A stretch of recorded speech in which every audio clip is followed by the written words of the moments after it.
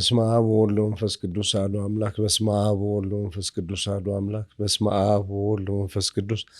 አሐዱ አምላክ። በክርስቶስ ክርስቲያን ተባልኩም ደቂ እግዚአብሔር ናማ አምላክ ወላዲት አምላክ ና ቃል ኪዳን ውሉዳት ቤተሰብ ገዛ አብርሃም ቁጽረ ክልተ ኸመይ ይጸኒሓትም አሜን። ሎ ለባህሪ እግዚአብሔር አምላክና አልተመስገነ ይሁን። ኣብ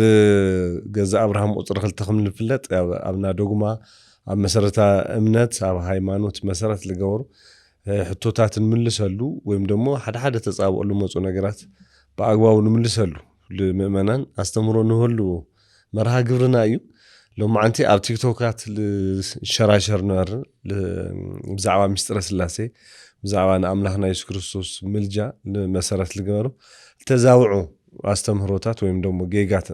አስተምሮታት ነሮም እዮም። እሳቶም ንምእራሚና ሎማዓንቲ ምስ መምህር እስራኤል እንነጋገርና መምህር እስራኤል ኣብ ቲክቶክ ለመቸስ ለመፍላጥ ኃጢአት የሆነ ግን ምጥያቅ እዩ ጽቡቅ ነይሩ ከራኸሩ ክነጋገሩ ንርኢ ንሰምዕ ለናና ሓደ ምስጢረ ስላሴ ለምርዳ ካላይ ንኣምላክና ኢየሱስ ክርስቶስ ምልጃ ነጽርካ ለምፍላጥ ምዝባዓት ኣሎ ኣብ ለይፈለጥካዮ ለተወግዕት ኣለካ ካልኦት ለተጋግይኻ እና እሱ ለምእራሚና መጽና ነናና እሱ መሰረት ገርና እንነጋገር ኣብዚ ጉዳይ ያው ኣብ ቀረባ ኣብ ቲክቶካት ሶሻል ሚዲያ ኣብ ናይ ቲክቶክ ዝበሃል ብዙሓት ኣሕዋት ብዙሕ ጎዛት ብጣዕሚ ኦርቶዶክሳውያን ነቲ ዘይፈልጥ ኦርቶዶክሳዊ ኮነ ነቲ ሓደ ካሊእ እምነት ዘሎ ሰብ ብዛዕባ ናይ ኦርቶዶክስ ክብሪ ብጣዕሚ እዮም ዝሰርሕሎም። አማርኛ ፕሮግራም በአማርኛ በጣም ጎዛት አለው ኢቭን በትግርኛም ጎዛት ኤርትራውያን ሪል ለኹ በተለይ ኤርትራውያን በጣም እንትን ግን ሓደ ፕላትፎርም ሶይሉ ሃይማኖት ላይ ንገረሉ ገዛ ይመጽሞ ሶይሎም ነቲ ሃይማኖት ክውክልዎ ላይ ይኽእሉ ሰባት ይመጽሞ ኦርቶዶክስ አያተአምን همዚ ካኡ ድሕሪው ብቲ ሰብ መላሲ ብቲ ዝተጋገየ ሰብ ጌርኻስ ኦርቶዶክስ በቃ መልስ ይብላን همዚ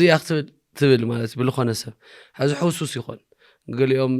ናይ ፕሮቴስታንት ቤተ እምነት እውን ሞጽሞኡ ናትና ኢልሕሽ ኣብ ዶግማሲ ናትና ርዲእ ይበልጽ ኢሎም ብዛዕባ ነገረ ክርስቶስ ሰም ይናገሩ ብዛዕባ ነገረ ስላሴ ሶ ሓደ ቲክቶክ ልርኢ ሰብ ተሃልዩ ጣም ጎዛት ሎ ክመሃር ንመር ንምዕድ ካብ ሱል ካል ይኾን ሙዚቃና ቀልድና ራእይ ልውዕል ጎዛት መምሃር ኣሎ ግን ከዓ ክመሃር ተሎ ካብጥይ ክመሃር ኣሎ ግን ሓዝታ እዩ ተዋና ነጥብ ለምጸና ነቶም ሰባት እዚ ዘለው ሰባት ነዚኦም መልስ ንምሃብ ጥራይ ለይኾነስ ትሶም ክምህሩ ተሎ ሱቅ ኢሉ ልርኢ ሰብ መስተጋገር ዲት ዘለው ሰብ ትርዲቱ ከብልና በሓፈሻ ዝኾነ ይኹን ክርስቲያን ብዛዕባ ነገረ መለኮት ሙሉ እውቀት ክህሎ አይንጽበይን ገርገርየሲ ኩሉ ሰብ ቴዎሎጂያን ክኾነ ይኽእልን ይብል ንምንታይ ኩሉስ ብዛዕባ ነገር እግዚአብሔር ጥልቅ ክፈልጥ ይኽእልን ብዛዕባ እግዚአብሔር ኩሉ ነገር ልፈልጥ ሰብ የለን ሽንኳን ብዛዕባ እግዚአብሔርስ ብዛዕባ ናቴስ ማንም ሰብ ክፈልጥ ይኽእል እዩ ግን ብዛዕባ ናቴ ኩሉ ነገር ልፈልጥ የለ ካባይ ናቅ ኣነ ስለ ባዕሊ ልፈልጥ እምበር ለኾነ ዓርከይ ስለ ለኾነስ ኣነ ብደንብ ልፈልጦ ዝብል ሰብ ብዛዕባ ናቴ ርዲእ ዝሓሸ ርዲእ ተለዎ ይልበሃል እምበር ኩሉ ነገር ይፈልጥ ስለ ሰውካ ዓርከኻ ኮይኑ ኣዲኻ ኮይና ሙሉ ነገር ናይ ካልእ ትፈልጥስ ስለ እግዚአብሔር ኣነ ማዕረ እግዚአብሔር ክናገር ይብል ሰብ የለ ግን ከዓ ሓንቲ ርዲእታ እዩ ዝኾነ ክርስቲያን ከም ክርስቲያን ግን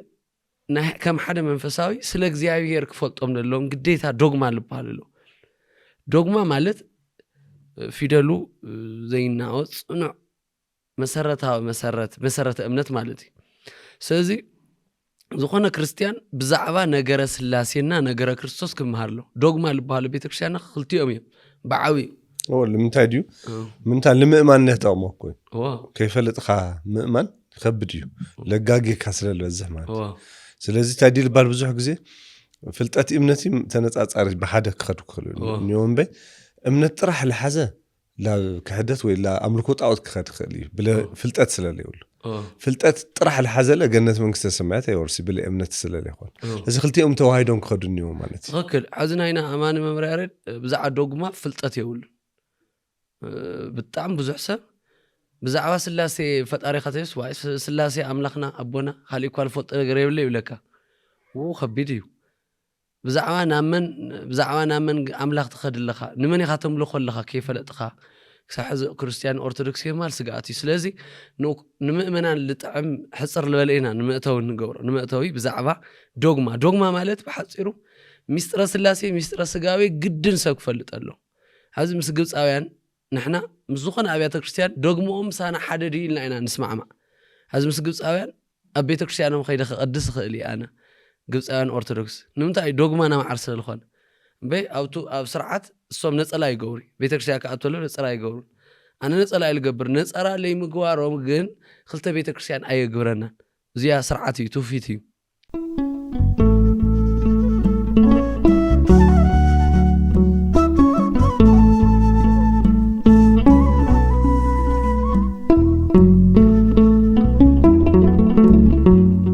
ቤተሰብ ገዛ አብርሃም እዚና ምክር አገልግሎት እናሃብናስ ካሕዝሃም ጸናሕን ይፍለጥ እዩ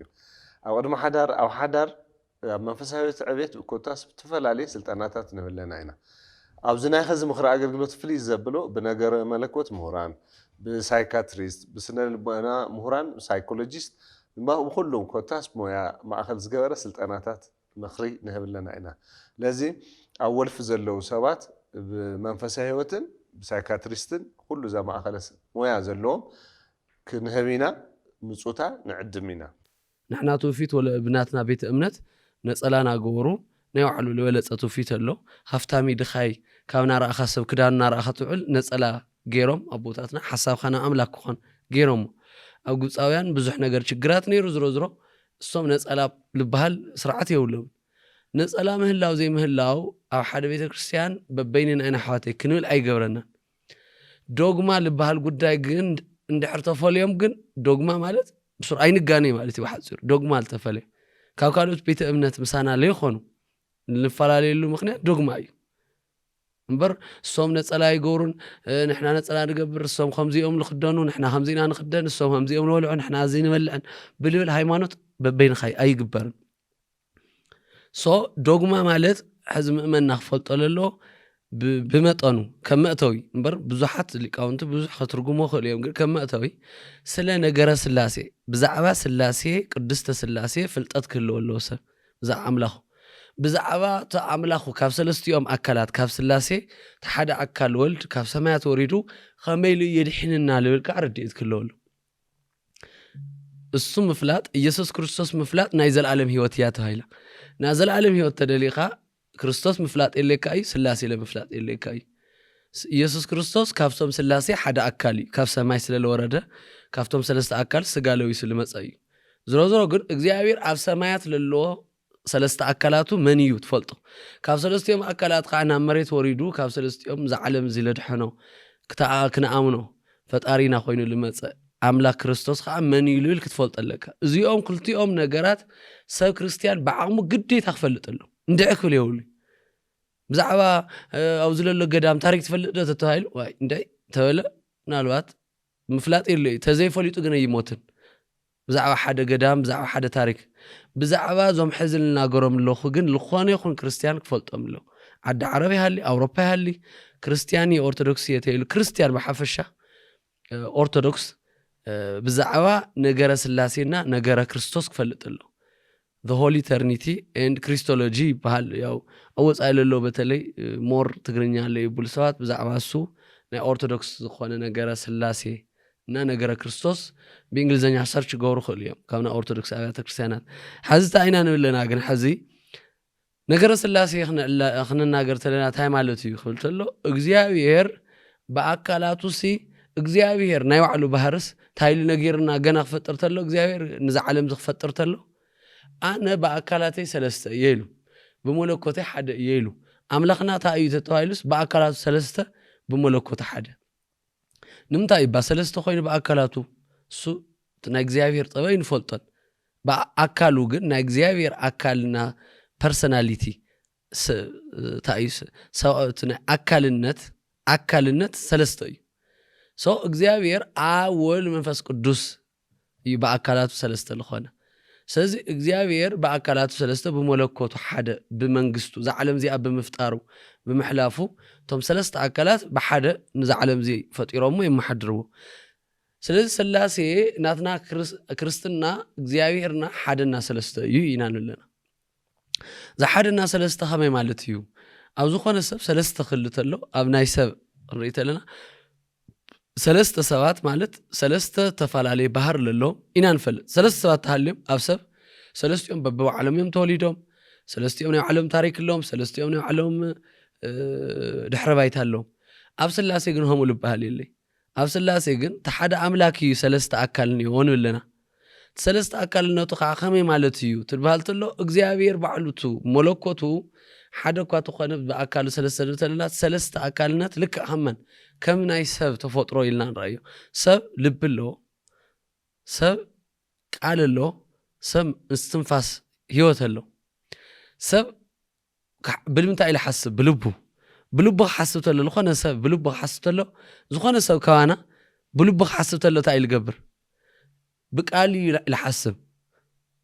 لحسب ناوزي لما أنتي مشت جزا خيدة صلت خجبري انتيلو يحسب له تحسوا جن فيدل له قال له ودياك حسبت له خنا سب كحسبت له قال غير إلى حسب تقال نحسب بقال نحسب دغنا خا ناتنفس إلى حسب نانبر إلى حسب زيوم سلست يوم أي قارط انسته لي مويتو سم حساب يقارصن تزحسو ነገር بقال إلى حسو حسب نقال أيقدمون زخونه سب كحسب تجميرو بقال إلى حسب تقال محساب جمرته لخ أنا تنفس إلى حسب مويته يحسب انسى ناموته وي مويته لهال أب سلاسي خميو እግዚአብሔር አብ ልቦምዩ እግዚአብሔር ወልድ ቃልዩ ናይ እግዚአብሔር መለኮት እግዚአብሔር ሰማይና ምድሪ ክፈጥር ሓሰበ ክሓስብ ተሎ በመሕሳብ ጥራ ይኾነን ሰማይና ምድሪ ይኹን በለ ይብል ዙ በቃል ምንጋር ጥራ ይኾነን በሐሳቡ ተሐሳብ ፊደል ሰሎ አብ ሰማይና ምድሪ ክፈጥር ሓሰበ ወልድ ሰማይና ምድሪ ይኹን በለ መንፈስ ቅዱስ ከዓ ህይወት ክህልዎ ከጽንዖ ገበሮ ስለዚህ አብስል ልክ አብሰብ ቀጣ ሓስብ ተሎ ከም ዝናገር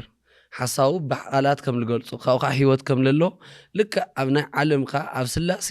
በተመሳሳሊ ደቂቃና ማይክሮ ሰከንድ ኣብ ለሐሰብ ወልድ ይናገር ወልድ ኣብ ተናገረ መንፈስ ቅዱስ ህይወት ህያው ኮይኑ ክነብር ዘዓለም ኮነ ኣብ ስልስቲኦም ህያው ኮይኑ ክነብር ይገብር ታይና እንገልጽ ዘይና ኣብና ስላሴ መሰረታዊ ሂደት ንብዙሕ ምእመን ናይ መንፈሳዊ ዕቤት ለድል እዩ ዝነገር እዚ ብጥልቀት ንኽትርዳ ብዛዕባ እግዚአብሔር ዘለካ ርድኢትና ነገረ መለኮት ረቂቕ ምዃን ኳተለ ግን ቢያንስ ብዛዕባ ፈጣሪኡ ግን ኩሉ ሰብ ክፈልጦ ለሎ ግድን ክትፈልጥ ኣለካ ስለዚህ ታይ ኢና ክንልተልና ና ስላሴ ምሳሌ ኣሎ ምሳሌታት ዝግለጹሉ እዚ ልክ ሰለስተ አካላት ለሎ እግዚአብሔር ነው ለለና አምላክና ስላሴ ልክ ከም ተኽሊ ጌርና ኳን ሕሰቦ ገልዩ ሰብ ጨንቆዩ ማለት ሰለስተ ማለት ታዩ ኢሉ ሓስብ ተሎ ብናይ ሰብ እምሮ ሓስብ ተሎ ሰለስተ ተፈላለዩ ስብእና ለሎ ጌር ስለ ሓስብ ኖ ሰለስተ ዋላ ተኾኑ ግን ሓንቲ ነገር ልነብሩ ብሓንቲ ንኣብ ፍቃድ ናይ ወልድ ፍቃድ ናይ መንፈስ ቅዱስ ና ሰለስተ ሰባት ኣንስኻን ፍቃድና በበይኑ እዩ ዕድሜና በበይኑ እዩ ሓሳብና በበይኑ እዩ ኣነናትኸን ኣብ ስላሴ ግን ፍቃዶም ሓደ እዩ ኣብ ወሲኑሎ ማለት ወልድና መንፈስ ቅዱስ ወሲኖምሎ ማለት እዩ እግዚአብሔር ሰማይና ምድሪ ክፈጥር ክሓስብ ተሎ ታይ ይብል እንደው ድሓረና ምጽይና መኒ ድሕንና ክባል ተሎ ቤተክርስቲያን ስላሴ ይልባል መኒ ቤዛ ኮይንና ወልድ ይባል ሓዚ ትፊደል ናይ ባዕሉ መኒ ድሕንና ክባል ተሎስ በአብ በወልድ መንፈስ ቅዱስ ፍቃድና ድሕንና ዝድሓና ንሕና ብስላሴ እዩ ታይ ማለት እዩ ኢየሱስ ክርስቶስ ካብ ሰለስቲኦም አካል ሓደ አካል መጽይስ አነ ንሰባት ከድሕኖም ይደል ለኹ በቃ አዳም ሔዋንን ሕዚኖምን እዮም ኢሉ ኢየሱስ ክርስቶስ ወልድ ንአና ከድሕን መጽይስ አብና መንፈስ ቅዱስ ንሕና እኳ ድሌት የብልናይ ተደሊኻ ኸይድኻ ተሰቐልን በይሙት ኣይኾነን ኢሎሞ ትምድሓንስ ናይ አብ ፍቃድ እዩ አብ ንድንግል ማርያም መረፃ ወልድ ኣብ ማህፀና ሓደረ መንፈስ ቅዱስ አጽናዕ ልብል ኮኸም እዩ ክርስቶስ ኣብ ድንግል ማርያም ሓዲሩ ክውለድ ዝገበሩን ስላሴ እዩ ስለዚህ ኣብቲ ናይ زعلم زكوا كريستوس خمي يتولد دحين وخ بهالتلس آب ندنقل مريم مريضوا ولد أما هاتنا حديرو منفس قدوس قا أصنعوا خشكو مغيروا نتملكوت ولد يسوع كريستوس أملاك يو እግዚአብሔር ሞ نتحول خونا أملاك خشكو مغيروا أمبر سبنا أملاك خشكو ملكوت هو خشكو مغيرن حزي ماني موصي دحيننا خبالتلو سلاسي امدحنا منا بو فقاد بمنفس قدوس فقاد أدحننا يبل ቤዛ ግን መን ኾነና ቤዛ ማለት ታይ መንሲ ዋጋ ከፊሉ ኾነ ሞይቱ ወይ ቤዛ ማለት ሰብ ኣነ ኮ ቤዛ ኮይነ ከርሽ ከፊለ ወሓስ ኮይነ ወፅልኻ ኣነ ኮ ቤዛ ኮይነ ሞይተልኻ ተተባሂሉ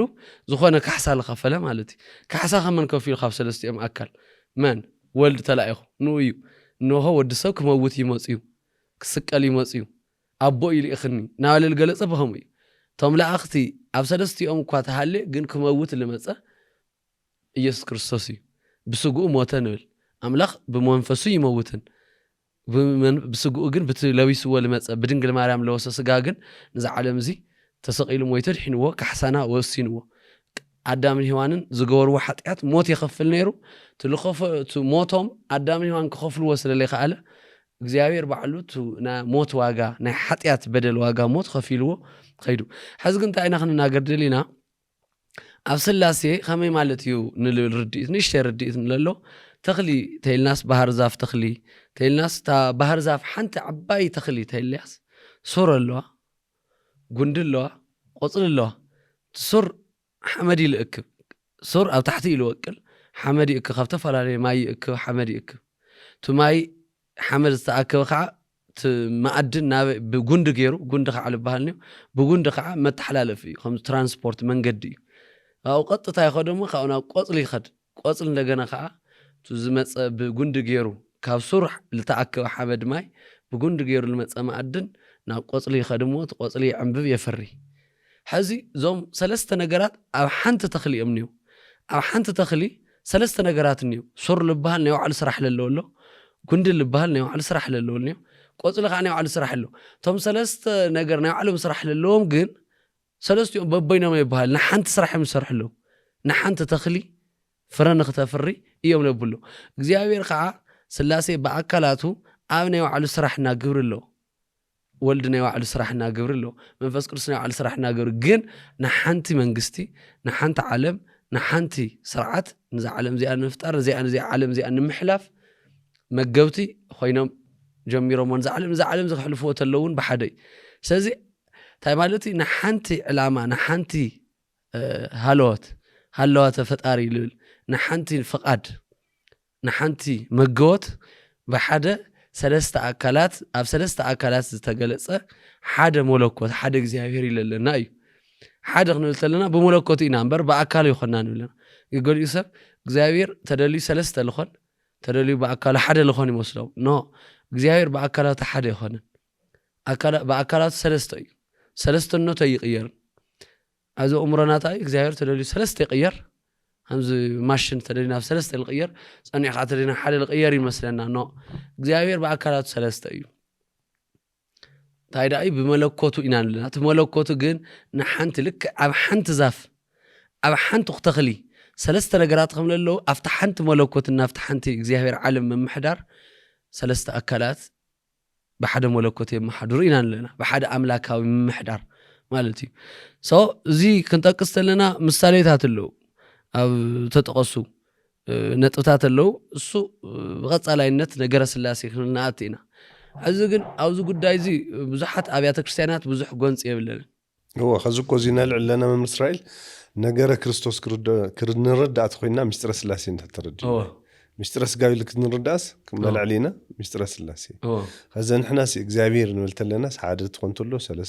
ሰለስተ ትኾን ተሎ ሓደ ዝኾነ እግዚአብሔር ኢና ንብለና ከዚ ዝኸምዚ እንደገና ድሕርዚ ዘይተረድኦ እቲ ሰብሲ ኣምላኽና ኢየሱስ ክርስቶስ ሃመኢሉ መፅኡ ያድሕኑና ኣይፈልጢ ኢና ንብለና እና ንኩሉ መሰረቱስ ምስጢረ ስላሴ እዩ እዚ ካብኡ ተገንዚቦም እንታን ክኸዱ ኢለ ስለዚ ታዩ ኣብቲ ናይ ነገረ ስላሴ ከምዝለወልካዮ ነገረ ስላሴ እንድሕር ለይተረዲእና ኮይኑ ከመይ ኢሉ እግዚአብሔር ካብ ሰማያት ወሪዱ ካብቶም ሰለስተ ኣካላት ሓደ ኣካል መፅኡ ይድሕንና ዝበሃል ታዩ መጀመርያ ሰለስቲኦም መን እዮም ልብል ጥያቄ ልወፅእ ገሊኦም ሰለስቲኦም መን እዮም ካብ ሰለስቲኦም ከመፅኡ ክርስቶስ ዝድሕንና ከመይ እዩ ኣቦ ኢሉ ዝፅዋዕ ከመይ እዩ እዚኦም ብብልኦም ግራያቶ ግን እንታይ ኣብቲ ነገረ ስላሴ ንፅር ዝበለ ነገር ስለለይብሉ እዩ ብሓፂሩ እግዚአብሔር መወዳእታ ለይብሉ መወዳእታ ቅድሚ ዓለማት ዝነበረ ናይ ሰለስትነት ኣምላካዊ ባህሪ ሰለስትነቱስ ንኣና ንምግላፅ ዝተገለጸ ለይኮነስ ካብ ጥንቲ እግዚአብሔር بملكوت حدا بأكلات سلسته خوين خابت أنت النور نوني عاوزين يوحنس وانجيل معرف 10 شعات قصري حموش تلا قلب قالون تغسل لي تخلي خا زقلت قالو يسوع كريستوس بعلو ولد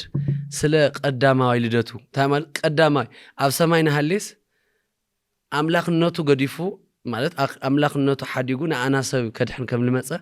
مسلاسي مسعى مس منفس قدس خمنا ورا اللي قلت الرئيس يوسف حزي هو تاني تو بيزانته كفصمت لوسي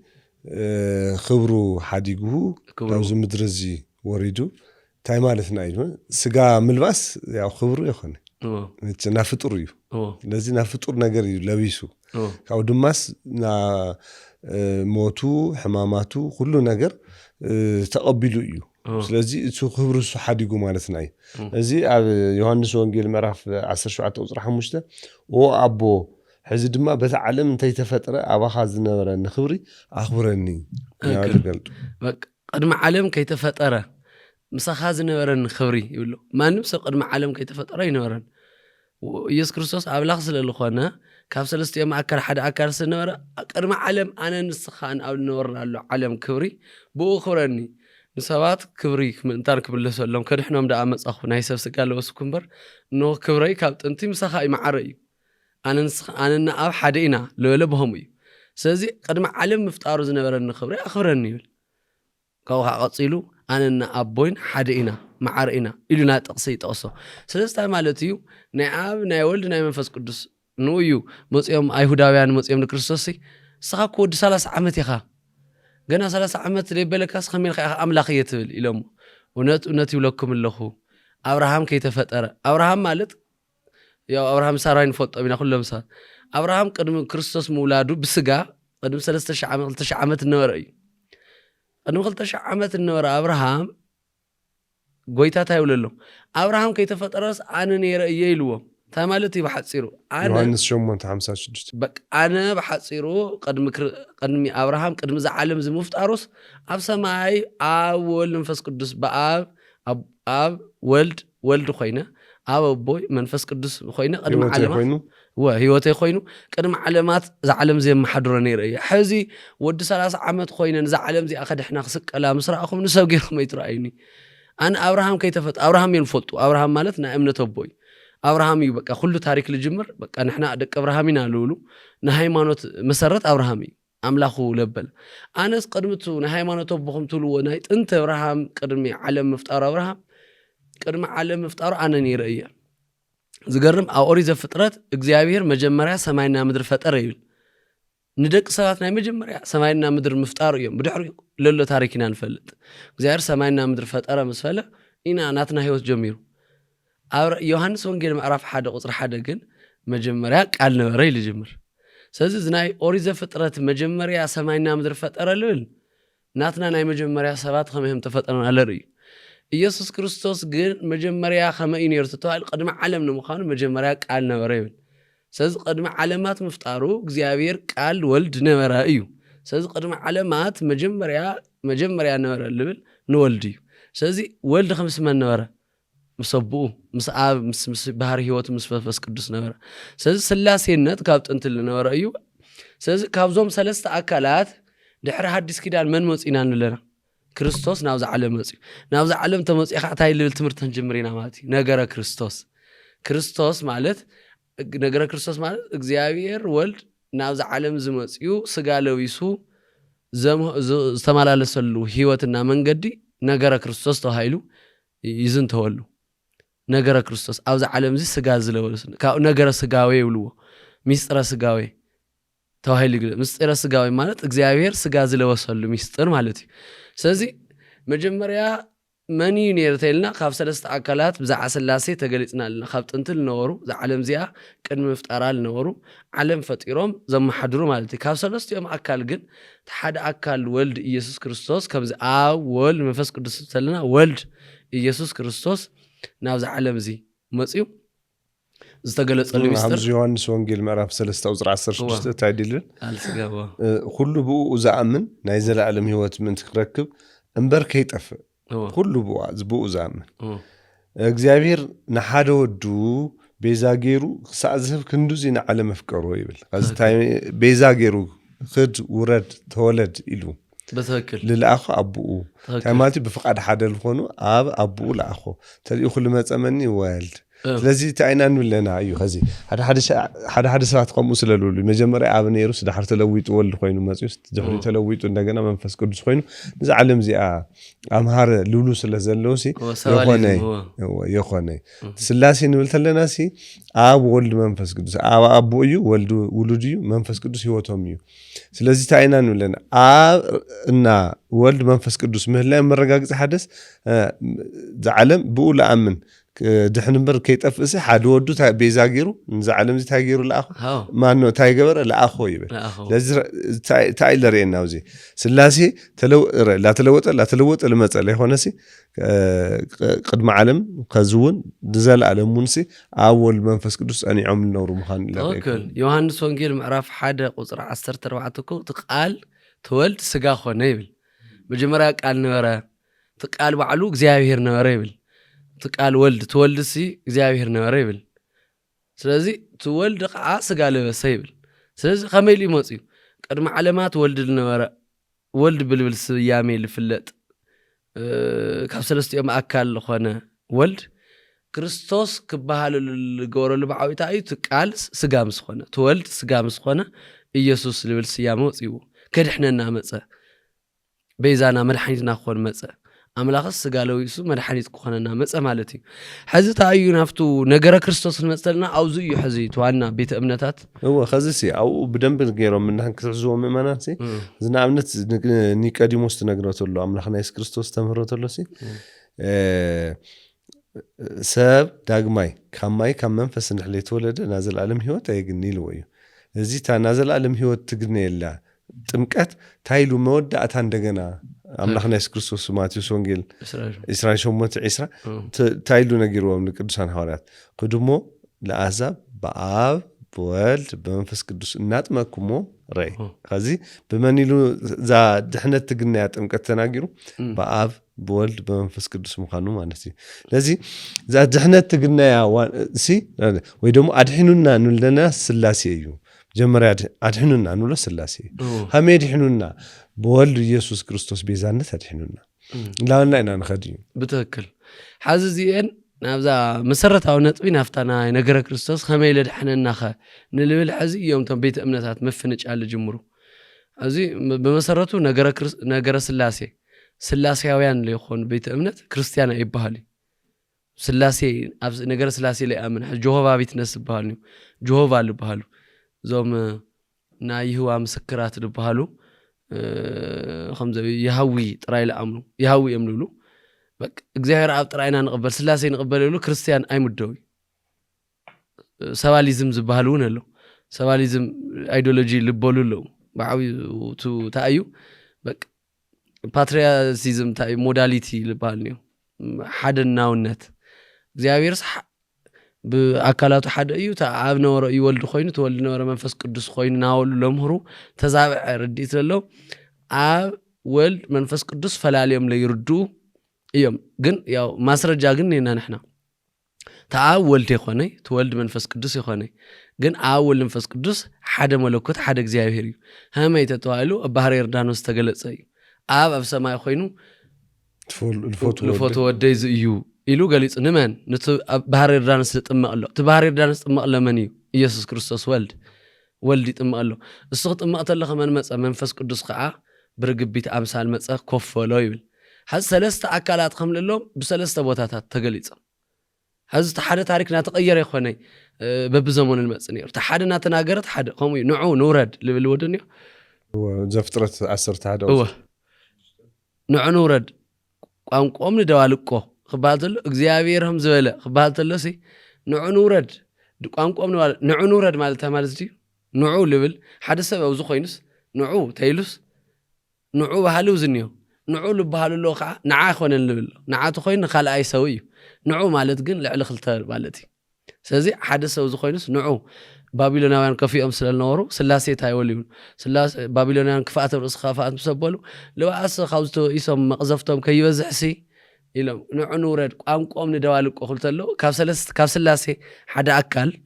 ኣብዙ ኮይኑ ንዑ ኢሉ ክፅውዖም ከዓ ንክልተ ኣካላት ይፅውዕ ኣሎ ስለዚ ስላሴ ብኣካላቶም ሰለስተ ምዃኖም ዝገልጽ እዩ ብኻሊእ እውን እዩ ከም መልክዕና ከም ኣርኣያና ሰብ ንፍጠር ክብሉ ተሎ እንታይ ዝገልጽ ሓደ ሰብ ይናገር ኣሎ ከም መልክዕና ከም ኣርኣያና ሰብ ንፍጠር ሓደ ኣካል ይናገር ኣሎ ሓደ ኣካል ካብኡ ንናገሮም ኣካላት እውን እዩ ሰብ ክፍጠር ተሎስ ብኣርኣያና ብኣምሳልና ብመልክዐይ ብኣርኣያይ ኣይበለን እግዚኣብሔር ሓደ ኣካል ተልኾ ነይሩ ኣካሉ ሓደ ተልኾን ብመልክዐይ ብገጸይ ብኣምሳለይ ብመልክዐይ ላይክ ኤንድ ኢሜጅ ዝበሃል ብኣምሳልና ብመልክዐይ ክፈጥረካ እየ መለ ነይርና ኣዳም ግን ሆም ይኾንል ንሰብ ብመልክዕናና ብኣርኣያና ፈጠርናዮ ይብል ስለዚ እንታይ ማለት እዩ ስላሴ ብቁፅሪ ሰለስተ ኣካላት ከምለለዎም ለርኢ ምልክት እዩ ግን ብዓብዩ ናብቲ ነገረ ክርስቶስ ዝኸተለና እቲ ሰብታ ኣይርድኢቱ ተዋና መፍነጫ ልጅምር ካብ ሰለስቲኦም ኣካል መፅዩ ሓደ ኣካል መፅዩ ከመይ የድሕንና ክበሃል ተሎ ሕዝታ ይመፅእ ብቤዛነት ድድሕንናስ ብልመና ኣይድሕንና ቤዛነት ብዙሕ ሰብሲ ምልጃ ትባል ተሎ ኣንዲ ያንያ መሰረት ምልጃ ትባል ተሎ ሳይርድኡና ትክክል እዩ ሕዚ ኣብቲ ዓባይ መከራኸሪት ኣብቲ ና ቲክቶካት ንረአናዮ ታና ዮሃንስ ዛና ሮሜ መልእክቲ 8:34 የለላ እንዲያ ተጠቀሰት ነጥብላ ኣብ የማነ እግዚአብሔር ኮይኑ ምእንታና ዝማልድ ኢየሱስ ክርስቶስ እዩ ይብል ኣብዚ ታያታ መከራኸሪት ክርስቶስ ኣማሊዱ እዩ ለሚን ይድሕንና ዝብል እዩ ትናግሪ ቋንቋ ሕዚ ኩሉ መጽሓፍ ቅዱስ ትራንስሌት ልግበር ልትርጎም ካብ ግሪክ ብግሪክ ሐዲስ ኪዳን ተጻሒፉ ስለዚ ትናግሪ ቋንቋ ታይን ምግላጽ ደል እዩ እንት ካኑ ኢሉ ክጠቅስተሎ የተዓረቀና ኢሉ ጠቂሱ ወለሎ ምትዕራቅ ማለት ከመ እዩ ምትዕራቅ ማእኸለይቲ አክቹዋሊ ምትዕራቅ ትል ፊደል ተደሊኻ ሓደ ሰብ ለሚን ከተዓረቀካ ክእል እዩ ተደሊውን ብቤዛነት ከተዓረቀካ ክእል እዩ ዋጋ ከፊሉ ቤዛነት ማለት ብዋጋ ከፊሉ ስለዚ ክርስቶስ ከመይሉ ተዓሪቅና ምሰብኡ ተይሉ ለሚኑ ዲ ተዓሪቅናስ ወይስ ቤዛ ኮይኑ ተዓሪቅና ይሓዝ መጽ حزي توم بروتستانت حاتنا للو تايملو كريستوس صحزي يلمنلنا له بلمنا يدحننا يقولوا نو كم جمهوري بصور بلمنا يخون يدحننا تسقيلو واغا خفيلو بيزا خوينو بيزا مالت زخونه نغرس كفيل خا اخا نصا توصو بيزا مالت تبجاونت مالتي بتግርኛ ቋንቋ አማርኛ ኾነ ኸሊት ቤዛ አለ በተበጃውነት ተበጀ ካይት ሄልካ ለኾነ ዋጋ ከፊለ እዩ በነጻ ልመና ማለት ግን ፊደል ይኻ ትደክ በይዛ ኻይዶ መሐሮ በይዛ ኻዶ ገለልብል መጀመሪያውን ክርስቶስ ብልመና ይኾነ ነታሪቅና በተበጃውነት በቤዛነት እዩ ዳሐሩን ሕዙን ሀመይ የድሕነና አለው አፍ ሰማይ ኮይኑ ተይልና በቤዛውነት ወይ በተበጃውነት እንበር ብልመና ይኮነ ታይ ማለት ይልብል ርዲት ክንመስተለና ታሮም የምዕራፍ 8:34 ታ የማልደና አለው ትብል ፊደል ምናልባት በትራንስሌሽን ኮንተል ልመና አስተውቆት ምልማን ምምሕፃን ገለተው ኃይሉ ተጠቂሱ ለሎ ትራንስሌሽን ቋንቋ ካብ ቋንቋ ክትርጎም ተለና ዓል ድኽመት አለው ድኽመት ኖ አነ በትግርኛ አይልፈልጥ ተይሉ ኖ በትግርኛ ሆነ ተጻሒፍኮ መጽሐፍ ቅዱስ ተዋና ተጻሐፈ በግሪክ እዩ ካፍት ስሮ ቃሉም ጽኻ ኢኻ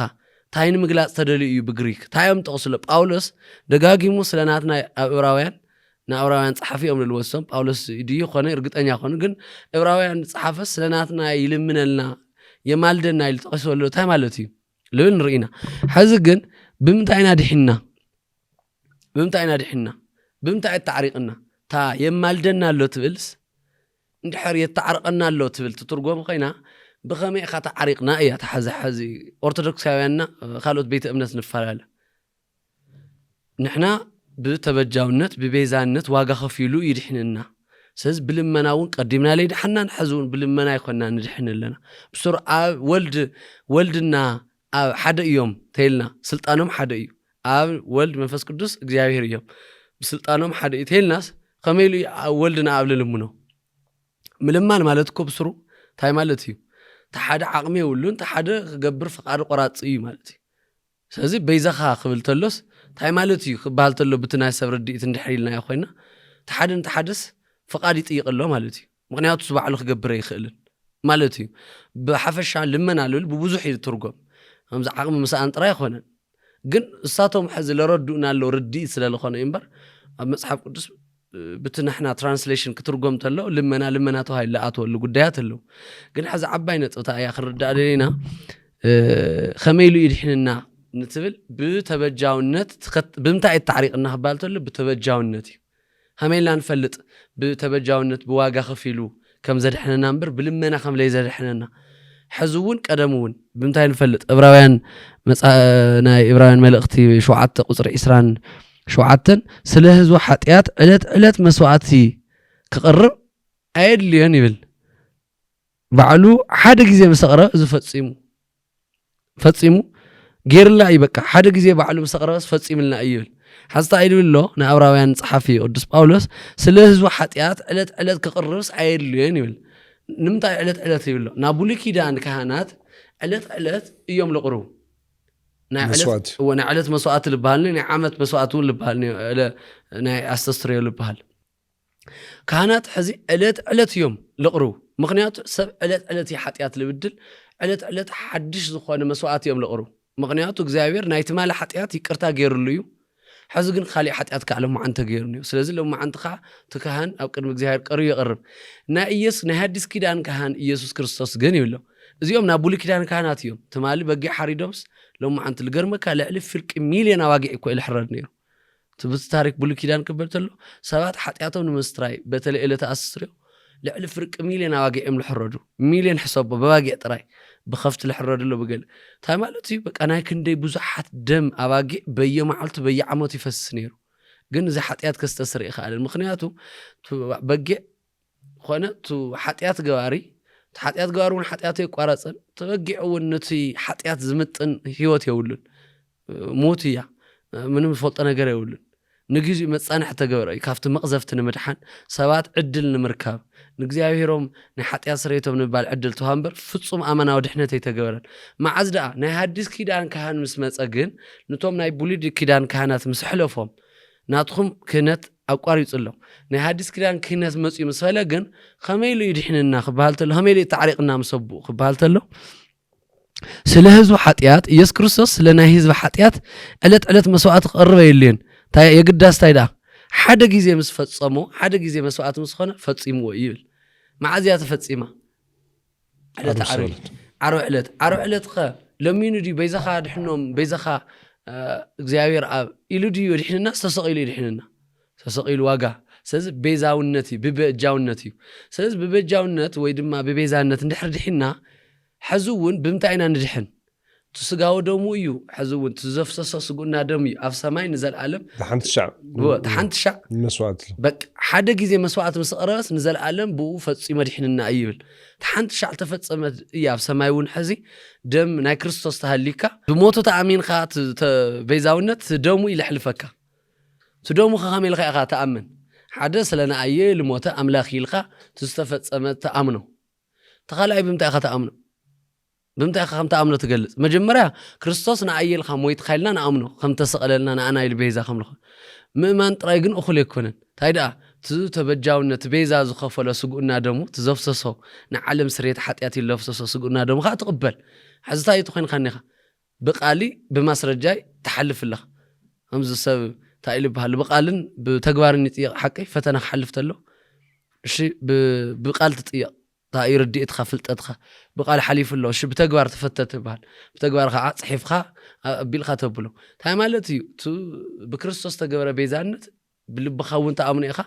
تو بيزانت ون سغونا دمو تقبل اخا مالتي سز ازيو سز ببيزانت يدحننا اينا نلنا سز ندحر ببيزانت يدحنا يمالدنا ايلبل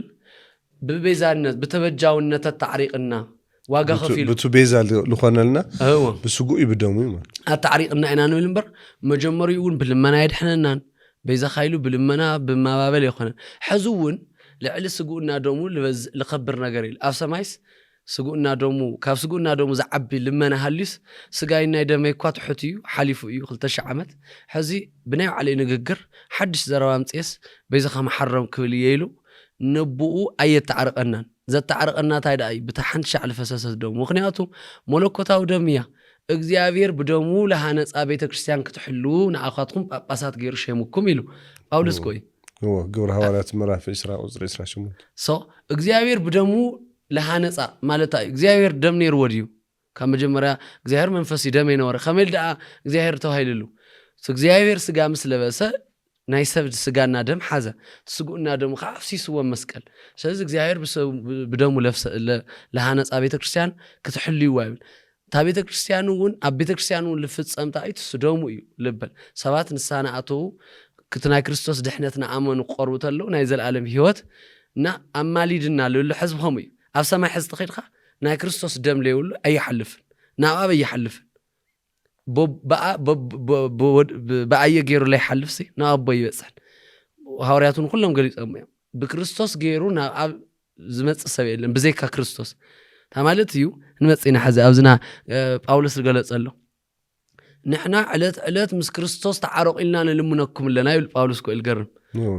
خلای ቆሮንቶስ ምዕራፍ 5 ትክክል ሰው ታዩ ጳውሎስ ዕለት ምስ ክርስቶስ ተዓረቂልና ንልምነኩም ለና ይብል ሐዘ ከምጻ እንደደለ እንድሕር ክርስቶስ ብተበጃውነት ተድሒንና ናይ ቅዱሳን ዳእታ እዩ ተተሃይሉ ናይ ምሕጽንታ ይልባል ናይ ምሕጽንታ አማላጅነት ይባል ናይ ክርስቶስ አንቶታ ይልና ነርና የተዓረቀና በቤዛነት የተዓረቀና ምስመን ምሰቡ ኢለ የተዓረቀና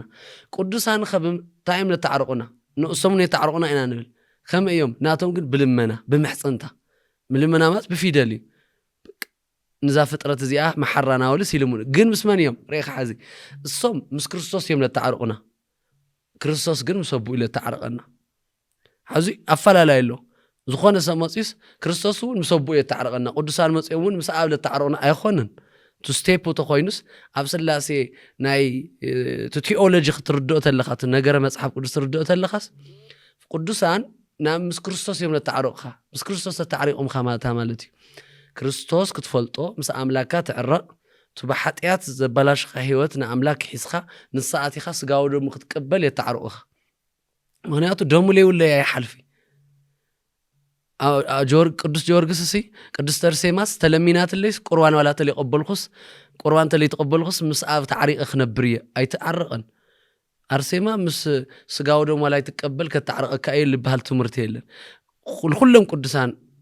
ሕደጎሞቶም ሎካል ልባሉ ዓድና ለሎ ቅዱሳን ብቶም ኢንተርናሽናል ለሎ ኩሎም ልፈልጥዎም ሐዋርያት ለሎ ጳውሎስ ታይል ዶ ይጠቅስ በጣም ጽቡቕ ነጥብ ይገለጸሎ ኣብ ፍትዳይ ጢሞቴዎስ ቀዳማይ ጢሞቴዎስ ምዕራፍ 2 ቁጥር 1 እምበኣር ቀድሚ ኩሉ ምህለላን ጸሎትን መምላድን ምእንቲ ኩሉ ሰብ ክግበር እምዕደለኹ ጳውሎስ ስለ ኩሉ ህዝቢ መራሕቲ ስለ ኩሉ ፍጥረሲ ልመናና ምልጃ ክግበር ጳውሎስ ኣይቃወሞን ክርስቶስ ኣማሊድና እዩ ከመይ ማሊድና በቤዛውነት በተበጃውነት ባዕሉ ቅሚጥዋይ ኣብ ዕብራውያን ናይ ክርስቶስ ኣይትንካን ሓደ ሻዕዩ ከፊልዋን ዘለዓለም ታደሙ ኣብ ሰማይ መሬትን ኣሰርሕት ነብር እያ ናይ ቅዱሳን ግን ምስ ናይ ክርስቶስ ስለለይጋጭ ባዕሉ ታይሉ ይመክርሎ ንጢሞቴዎስ ክልእኸሉ ተሎ ጳውሎስ እምበኣርከስ ቅድሚ ኩሉ ምህለላ ጸሎት ምልጃ ንኩሉ ሰብስ ክግበር ምዕድለኹ ኢሉ ስለዚ ጳውሎስ ሰባት ንሰባት ክልሙንሎም ኣብ መሬት ኾነ ኣብ ሰማይ ንሕና ፕሮቴስታንት ሕዚኣ ተጠይቃም ኣብ መሬት ማወ ይብለኻ ኣብ ቤተክርስቲያን ብህንጻ ይኾና ንሕና ሰማያዊት ቤተክርስቲያን ትበሃላ ኣብ መሬት ለለው ምእመናን ኣለና ኣብ መሬት ለላ ቤተክርስቲያን እያ ተጋዱ ለኣለ ይወድአት ንሕና ገና ናብ ሞትና ጽድቅናን ሓጢኣትናን ብክርስቶስ ብምእማንና እኳ ተጸደቕና እንድሕር ክርስቶስ ጸሊምና እዩ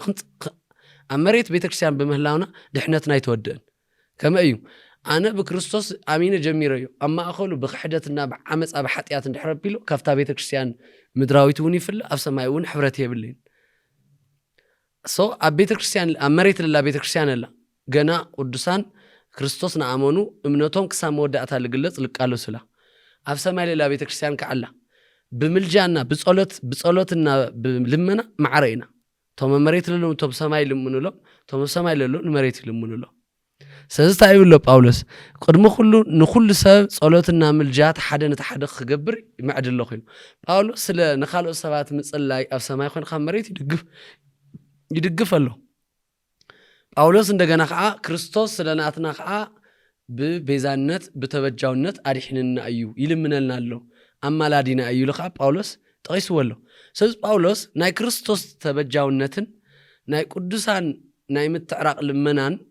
ክልቲኡ በበይኑ ምዃኑ ተረዲእዎ እሱ ይለምህረና ኣሎ ስለዚ ታይና ንብለና እሱ ኣፍታ ዕለት ምስ ክርስቶስ ተዓረቑ ኢልና ንምነኩም ለና ኢሉ ክጠቅስ ተሎ ጳውሎስ ቅዱሳን ሐዋርያ ጳውሎስ በዓል ኮይኑ ኩሎም ቅዱሳን ብልመና ብምሕፀንታ ምስ ክርስቶስ የተዓረቁና ምስ ክርስቶስ ማለት ደለም ምስ አብ ምስ ወልድ ምስ መንፈስ ቅዱስ ማለት ነው ትክክል ፍቃድ እዩ ክርስቶስ ተባልተሎ ምእመናን ምን ታግልጽ ኮነለም ላበቡ በልና ለአብ ከዚ አምላክና ኢየሱስ ክርስቶስ ምሰቡ ምስ ባህሪ ፍቃዱ አቡ ምስ አብ አታሪቁና ምስ ባዕሉ አታሪቁና ምስ ባህሪ ህይወቱ ምስ መንፈስ ቅዱስ አታሪቁና ማለት እዩ ለዚህ ምሰቡ ተባልተሎስ አይን ጸሊ አይነጻጸሊ ወብፍቃድ ሐሰለ ለቆዳም ንባል የለይ خزله نصرك بلولم مانت مس كريستوس ديلناس مس عاب مس ولد مس منفس قدس مالتنا الناس لا نصر لكم خلين تخكلي عزم تايم غراخياتهم غن ما ياردي فقادهم دي بكريستوس تعريقنا انا مس عاب مس منفس قدس انتلنا تاي فقادهم حد ايا كريستوس تعريقك ايتيلكاس عابنا منفس قدس فقيدهم الخمالتي بخوم بفقاد سلا لخوني بتتيولوجي بايبل خنخوده تلنا بتناي باولوس نغغر ግን ሰባት ምስ ክርስቶስ እንድሕር ዘይተዓረቁ ምስ አቡና ምስ መንፈስ ቅዱስ ዘይተዓረቁኒ ስለዚህ ማለት እዩ ክርስቶስ አነ አብ ይቅበለ እየ መንፈስ ቅዱስ ይቅበለ እየ ክርስቶስ ግን አይቅበለን ተልኻ ተድሕንዶ ታቤዛነት ታይ ማለት እዩ ጳውሎስ ናይ ክርስቶስ ስጋው ደሙ ናይ ክርስቶስ መስዋዕትነት ዘይአመነሰ አብና መንፈስ ቅዱስ ስለአመነ አይድሕን ታይል ስለዚህ ታይል ነው ዓለም ሙሉ ምስ ክርስቶስ ተዓረቁ ነው ነቦይና ይፈለጡንሞ ናይ እንድሕር ዘይተቀበልኩም ነቦይ ተቀበሉ ናይ ነቦይና ይፈለጡንሞ ትልተሎ ለፈሪሳውያን ሲ ታይማት አባቶም በፈቃድ ምንጽጻል ልባል የለይ ብሱር ለና አርግ ናይ ዘይ ተቀበለሲ አቦይ ይቀበሉን ይحصر ለወለ ንምንታይ እዩ ክርስቶስ ከም አይከን ኮይኑ ተይልናፍቱ መጽሐፍ ቅዱስ ተሪናዮ ንምንታይ ጳውሎስ ክርስቶስ እንድሕር ዘይተቀበልኩም ዘላለም ህይወት ይብልኩም ልብሎ ክርስቶስ ንቅድሚት ልገብሮ ኣብዛ ዓለም እዚ እግዚአብሔር ማንነቱ ተገለጸ በክርስቶስ ሰብስ ኣብ ይፈልጦ ይተል ኣብ ረኺብ ካይፈልጥ ካዩ መንፈስ ቅዱስ ይፈልጦ ይተል ኣብ ረኺብ ካይ ትፈልጦ መንፈስ ቅዱስ ናብ መሬት ለወረደ በኢየሱስ ክርስቶስ ምክንያት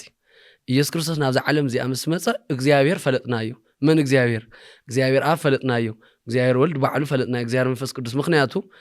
ታማለት እዩ ልክ ና ሰለስቲኦም አካል ሓደ አካል መጽዩ ምስተገለጸ እግዚአብሔር ፈሊጥናዮ ካብ ሰለስቲኦም አካል ሓደ መጽዩ እግዚአብሔር መንዩ አመይ ባህሪዩ ታይፎቶ ታይጸል ገሊጽልና ስለዚህ ክርስቶስ ኳ ይቅበለው አይ ተሰማይ ለለ እግዚአብሔር ይቅበለው ይተልኻ ተሰማይ ለለ እግዚአብሔር ኮ ኢየሱስ ክርስቶስ እዩ ተመሬት ለለ እዩ ክርስቶስ እንድሕር ተመሬት ለለ እንድሕር ለይተቀበልኻ ይሁም ኮይ ህይወት ከይወዝሕልኩም እንታና አይኽ ትቀበልኒ ትደሊ ናአይተ ተቀበሉ አባይም ተቀበልኩም ናአይም ፈለጥኩም አባይም ፈለጥኩም ማት ዮሐንስ ወንጌል ምዕራፍ 14 ቁጥር 7 ኮስ ይወድ ናአይ ተትፈልጡን ነርኩም ስነበይውን ፈለጥኩም ነርኩም ማት ሉዩ አብ ማኒሶሲ ሞ ናሐስ ሪና ካኒና ይብሎ ፊሊጶስ استبخارينا تروسس اتا فيليبوس اسك اخذ كل زمن مساهم تنبر تلقس ايتفلطني دي سلطه يوس لابويو ግን ايتفلطني دي خايلو منلاسي املاكنا يسوع ክርስቶስ حدينا كوي ايوه نعاي زرعي نبوي راي هو راي نعاي زامنه نبوي امنه بتركل كم زمان تقول عدريه هو نعاي راي او صلو ندام خم بوسي فيليبوس از خندز يزعكل غزي مساحاتكم كنبر انتلخو دو ايتفلطننيخا اتين عايز راي نعاب راي كميل كاد انا اب ارينا تفللخا يلو يمسكين غرنا او اتم تاي لريكا من مفللاي دبال يلا بقل تغرينيا خردومس مانتا اني ممرياريد خلتو ثلاثه مانتا يولد انديم هذا مانتا حد مانتا معرل لخون قولوس دنقت حد يرخيو خيو كابل حريص واي صغار خمانتا لتلسوا بس الخاص حد مانتا بارينوا بقى انا اي المثل تيلك تعملتي ناي تري اندلخا هو بقى انا اي المثل ناي تري خانس حد قلع بقى حد يوم يا عزي تفلالي ساعات تخينهم وانا اخسر ايكا ايوات حد عبي حوخاوينيو تيلخيو انا دني خو اي بلكان وخريكا اي سنوحي حصير قيحي سلمي لبال تفلالي ساعات تخينهم ماناتو تخوينهم كن نتحدى دنقه تاريخ خايس انا اخري المسل تحدى الغي اخد اترد امبر تحدى الخريوت الخاص تايمو ناير راخان ملكعي غصاي فنچاي معرينا ماناتو ينايا ابسلاسي لله حدنت الله يبق لك خمز مانتا سب ملكعم كل قمتهم حدا خم لخونه صغرم لك بتملكوتاوي هيدت خا ابسدستيوم افلالاي يلن فقادهم حدا ايو زعلم زي ابن فطارهم بمحدارهم حدا ايو ስለዚህ ነጠቃልለሞ ቤተሰብ ገዛ አብርሃም ኣብ ቲክቶክ ብልሓለፈ ነገሪና ተነጋጊርና ነና ኣምና ኣምላኽና ኢየሱስ ክርስቶስ ምልጃ ማለት ሓደ ግዜ ለዘላለም ልፈጸሞ ንዓርብ ስቕለት ቤዛነት እዩ ምሕፀንታ ለይኮነስ ታዩ ቤዛነት ወይ ደሞ ተበጃውነት ተበጃውነት ስራሕ ይሰርሑ